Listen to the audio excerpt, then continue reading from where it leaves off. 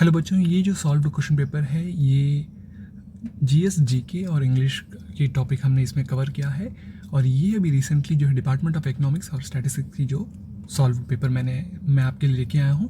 अगर आप मेरे इस वीडियो को लाइक कर रहे हैं तो कोशिश करें आप सब्सक्राइब करें, शेयर करें और कमेंट भी कर सकते हैं। चलिए पहले सवाल पे जाते हैं। सिनोनिम आप बताइए एनालॉजी का। ऑप्शन ए है डिफरेंस, कंपैरिजन, सी है एडिशन, डी है डिलीशन। तो समानता का पर्यायवाची आप जो है बताएंगे। तो कैसे हम समानता देखेंगे? तो आंसर है बी, कंपैरिजन। ठीक है। अगला सवाल है सिनोनिम ऑफ अल्योर बताएंगे आप। ठीक है। अल्योर क्या है? एक आकर्षण जिसे आप बोल सकते हैं। Extol, excite, entice, elicit. ठीक है। आप जो सी ऑप्शन है वो इसका सही आंसर है, यानी कि उसे लुभाना, यानी कि प्रलोभित। आप किसी चीज़ से आकर्षित हुए हैं या उसका आकर्षण देख के आपको जी चाहने लगा है, तो उसका एक्चुअल मतलब है अल्यो। ठीक है। हम पर्यायवाची देख रहे हैं अभी। अगला सवाल पे जाते हैं। Synonym of वोसिफेरोस। वोसिफेरोस ये शब्द जैसे आप सुनेंगे ना, VOCI, तो आप समझे कहीं ना कहीं ये बातचीत से या आपकी आवाज़ से ही कहीं ना कहीं संबंधित बातें हो रही है। तो ऑप्शन है A violent, B loud, secret, D true. जो सिनोनिम हम है वो ऑप्शन है ऑप्शन बी, लाउड, सही आंसर है इसका। अगला सवाल है, देखिए सिनोनिम ऑफ फिक्शनल का बताएंगे, जैसे कि उपन्यास संबंधी फिक्शनल। ऑप्शन ए है genuine, B authentic, C fanciful, real. ठीक है। तो हमें जो है ये जो हीरोज़ हैं, मतलब काल्पनिक घटना है, जैसे कि उपन्यास या नोवेल होता है, फिक्शन होता है, नॉन फिक्शन बेस्ड होता है। नॉन फिक्शन यानी कि सच्ची घटना पे लिखते हैं, फिक्शन यानी कि कहानी काल्पनिक तरीके से लिखते हैं। तो इसका जो राइट आंसर वो है क्या? C, fanciful. ठीक है। अगले सवाल पे चलते हैं। Synonym of stupefy. ठीक है। ए है लाई, बी है make dull, C talk nonsense, D overrate. ठीक है। स्टूफीफाई यानी कि एक तो मूर्खता को भी बोला जाता है, या तो सोचने में असमर्थ हो जाते हैं ना, कुछ ऐसी बेचैनी सी हो रही है या उस वक्त आप निर्णय नहीं ले पाते हैं, उसका जो है आप पर्यायवाची बताएंगे। ठीक है। तो आप मेक डल यानी कि ये फीका लगना, इसको नहीं बोला जाता है। मेक डल उसको भी बोला जाता है जब आप ये बातें सही निर्णय नहीं ले पाते, उसको भी बोलते हैं। तो ऑप्शन है बी, मेक डल, नीरस बनना हिंदी में। अगले सवाल पे चलते हैं। एंटोनिम आप बताएंगे बेनेवलेंस। अभी हम विलोम शब्द जा रहे हैं, विपरीत शब्द बताएंगे। तो बेनेवलेंस यानी कि भलाई चीज़ है। ठीक है। कोई आपको मदद करता है, भला करता है ना। ऑप्शन ये है कंटेम्प्ट, बी मलेवलेंस, सी हेट्रेड, डी डेरिजन। ठीक है। तो भलाई आप करें, उसका अगर उल्टा करें तो क्या? नफरत या द्वेष। ठीक है। भला नहीं करना ऐसे भी समझे। तो आंसर है बी, द्वेष। ठीक है। और अगला सवाल है नेक का आप जो है विलोम शब्द बताएंगे। ए ऑप्शन है dullness, B balance, C talent, D dexterity. ठीक है।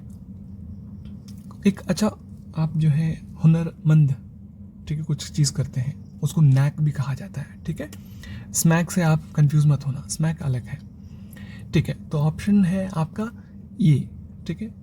अच्छा स्किल्ड हो आप, बिना स्किल के हो, उसे डलनेस भी कहा जाता है। तो आंसर है ए, निरस्ता। अगला सवाल है एंटोनिम आप सेलिब्रेट का करेंगे। सेलिब्रेट बहुत कंफ्यूजन करने वाला एक शब्द है, मैं आपको अभी से बता देता हूँ ये क्या है। सेलिब्रेट जो है अविवाहित लोगों को भी बोला जाता है, और साथ साथ जो अच्छे गुणवान होते हैं, सदाचारी होते हैं, उनके लिए भी इस्तेमाल किया जाता है। ठीक है। हम एंटोनिम देख रहे हैं। ठीक है। एंटोनिम यानी कि विलोम शब्द बताना है। तो विलोम शब्द क्या आ सकता है? ऑप्शन है बी, बदमाश, अपमानजनक या निंदा करने वाला, या मैंने उत्तर हिंदी में अपमानजनक लिखा है ताकि आप समझें। ठीक है। रेप्रोब्रेट, बी आंसर है। अगला सवाल है एंटोनिम आप डीतर का बताएंगे। ठीक है। तो यानी कि बेचैनी को भी डीतर कहते हैं, यानी कि डीतर को बेचैनी कहते हैं। ए ऑप्शन है क्राई, बी रेफर है, डिसाइड है, सी डी डिफर है। ठीक है। तो आपका जो है बेचैनी में या आप भ्रमित जब रहते हैं तो आप निर्णय ले पाते हैं, नहीं ले पाते हैं। तो ऑप्शन सी जो है इसका सही आंसर है, डिसाइड करना, निर्णय लेना, डीतर का विपरीत शब्द। अगला सवाल है वो है choose the correct meaning of idiom. इस मुहावरे का आप सही मतलब बताएंगे। ठीक है। ऑप्शन ए है टू स्पीक फ्लुएंटली, पहले तो वो मुहावरा देख लें, to talk through one's hat, to speak fluently. B है to talk nonsense. C to talk wisdom. To speak at random. ठीक है, आप इसके हिंदी वर्जन भी देख सकते हैं। तो ऑप्शन है, बताइए, बी, टू टॉक नॉनसेंस। ठीक है, यानी कि बेकार की बातें करना, बकवास बात करना दो लोग मिलकर, ये इसका सही उत्तर है। ठीक है, अगला सवाल पे चलते हैं, वो है choose the correct meaning of idiom. To nap one's finger, इसका मतलब क्या है? ठीक है, मतलब ये है उंगलियां चटकाना, आपको ऐसा कुछ इशारा कर देना। ठीक है, पहला तो ऑप्शन हम देख लें, to speak abruptly, to accept immediately, to grasp eagerly, to become contemptuous of. ठीक है, तो इसका सही आंसर है टू बिकम, तुरंत ही आपने जो है ऐसा कुछ इशारा कर दिया।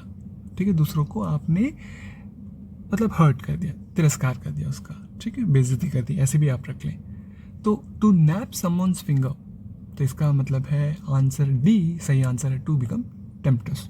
अगला सवाल है, देखिए, choose the correct spelling of the given word. एक ही शब्द है, उसे ही रिपीट करके लिखा गया है। मैंने 2-3 बार इसे चेक किया है, क्वेश्चन पेपर में इसी तरह से दिया है। ठीक है, आप सीधे सही शब्द पे आप क्लिक करें। सही आंसर है इसका डी, फॉरफीट, FORFEIT। अगला सवाल देखिए आप, 13, choose the correct spelling of the given word. कम्युनरेट, एक ही शब्द है, उसमें जो है एक शब्द अलग है, ममनरेट वो सिर्फ है, किसी में 4 M है, किसी में 2 M है, किसी में 3 M है। ठीक है, तो सही शब्द कौन सा है? आप जो है बहुत ज़्यादा पास्ट पार्टिसिपल प्रेजेंट टेंस, आप जब ज़्यादा इस वर्ड को ज़्यादा लिखेंगे इंग्लिश में, तब आपको ये इजीली आप भी बता पाओगे, करेक्ट स्पेलिंग आप बता पाओगे।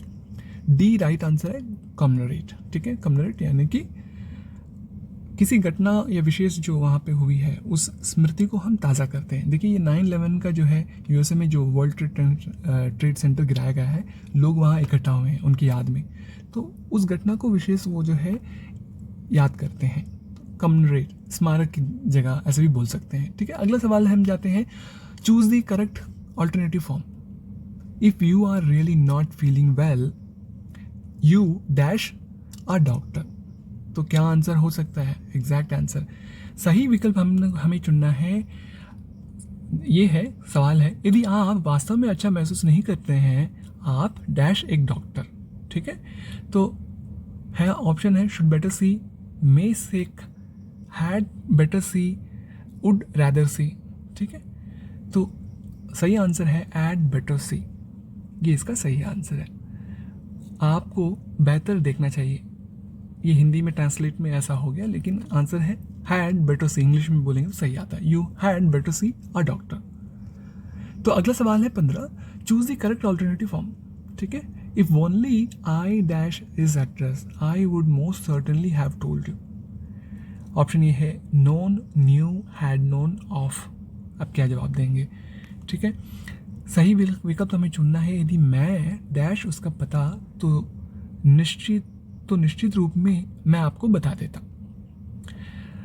तो सी ऑप्शन जो है यही सही है, हैड नोन। अगर मैं जानता उनका एड्रेस, ठीक है, तो मैं आपको सही बता देता। तो हैड नोन इसका सही आंसर है। देखिए, अगला सवाल है, द प्रिंसिपल कॉपर, यहाँ का जो बीच मैंने एडिट किया है तो इसलिए नंबरिंग ऐसा आ रहा है, आप क्वेश्चन पे फोकस करें। The principal copper deposit of India lie in which of the following places.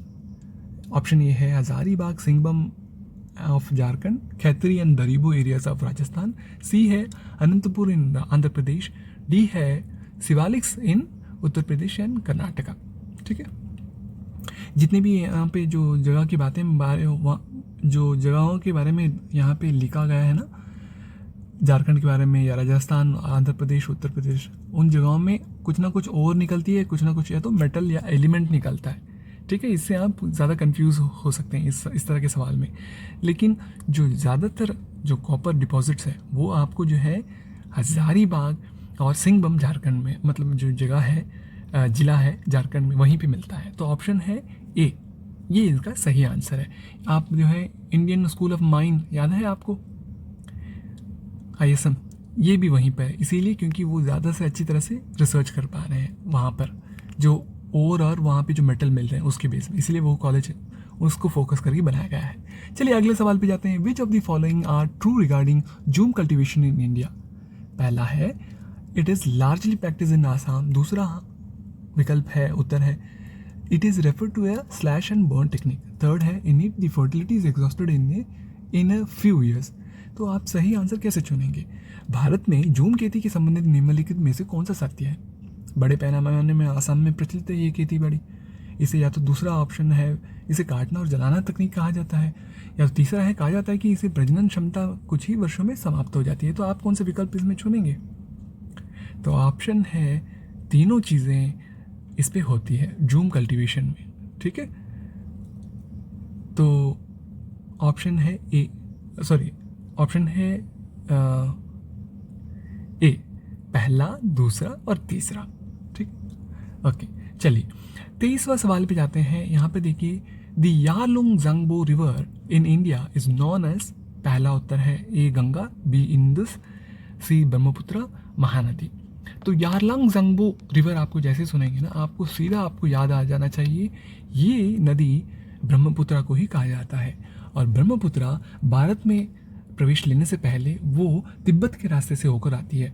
जब तिब्बत के रास्ते से होकर आती है तो वहाँ पर तिब्बत की जो लोग हैं वो इसे बोलते हैं यारलुंग जंगबो। अगर यही चीनी लोग, अभी तो तिब्बत चीनी के कब्जे में है, तो चीनी लोग बोलते हैं इसे यारलंग जंगबू, बी ओ की जगह वो BU लिखते हैं। तो सीधे आप जो है ब्रह्मपुत्र को ही, यहाँ पे ब्रह्मपुत्र जो नदी के बारे में बातचीत हो रही है, ये आप सीधे समझ जाएं। आंसर है सी ब्रह्मपुत्र। और ये भारत में आते हुए असम के रास्ते से होते हुए बांग्लादेश में रमना बाजार के पास से गुजरती है। अगला सवाल है देखिए the Salal project is on the river. किस रिवर पे है सलाल प्रोजेक्ट? सलाल शब्द से ही आपको पहचान पड़ रहा है। ऑप्शन है चनाब, ए है, बी जलम है, सी रवि है, डी सतलुज है। ये हम सब जानते हैं चनाब जो है इसके ऊपर ये प्रोजेक्ट बेस्ड है, इस रिवर के ऊपर, ठीक है। अगला सवाल है देखिए the only zone in the country that produce gold is also rich in iron is. कौन से ऐसे जोन में जो सोना प्रोड्यूस बहुत ज़्यादा होता है? आपने अभी हाल फिलहाल में कुछ पिक्चरें भी देखी होगी, 2-3 सालों में आप अच्छे खासा आप जानते हैं इस मूवी को, तो उसमें भी बताया गया है। तो आंसर है सी सदर्न जोन में, ठीक है। अगला सवाल है कौन सा bank, which one of the bank is not one of the 3 banks that will be merged to form the third largest bank? कौन सा ऐसा बैंक है जिसे मर्ज करने के लिए नहीं लिस्ट में लिया गया है भारत के तीसरा बैंक? SBI के बाद पंजाब नेशनल बैंक और बैंक ऑफ बड़ौदा ये अच्छे खासे कॉम्पिटिटर हैं, बहुत ज़्यादा मार्केट शेयर है। तो आंसर है सी इंडियन बैंक, क्योंकि देना बैंक जो है वो मर्ज हो चुका है, ठीक है। सर्च एक बार करके देखिए किस बैंक के साथ देना बैंक मर्ज हुआ है, क्योंकि वो बैंक PO या बैंक क्लर्क के इंपॉर्टेंट क्वेश्चन में आती है। ऑप्शन है आंसर इंडियन बैंक। अगला सवाल है देखिए the 1920 Pravasi Bharatiya Divas will be held on which city? A Varanasi, B new Delhi, C Ahmedabad, D Surat, ठीक है। इस सवाल को जो है ये पुराना सवाल है, वाज आना चाहिए कायदे से, लेकिन उन्होंने विल ही लिखा है क्वेश्चन पेपर में, मैंने यही पाया है, ठीक है। तो आप उसे एडजस्ट करके आप समझ जाएं आप।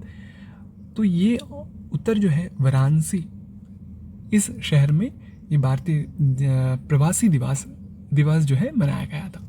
अगला जो सवाल है what is the name of the India's longest suspension bridge built in ले बाय इंडियन आर्मी?